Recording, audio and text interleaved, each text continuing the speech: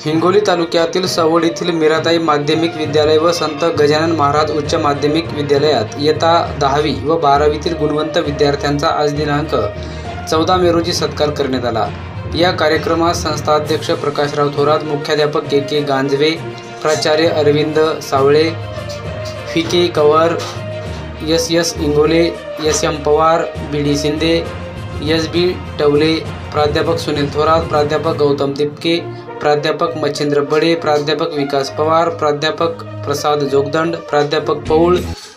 M Mapari, Anil घोंगडे यांची उपस्थिती होती। या विद्यालयाचा इयत्ता 12वीचा निकाल 91.80% लागला होता, तर काल जाहीर झालेला इयत्ता 10वीचा निकाल 82.10% लागला आहे।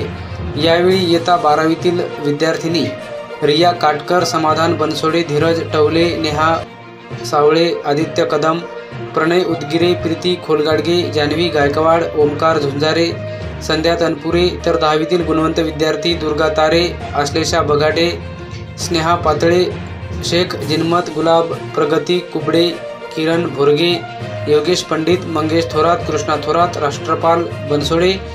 आदी विद्यार्थी यांचा सत्कार करण्यात आला।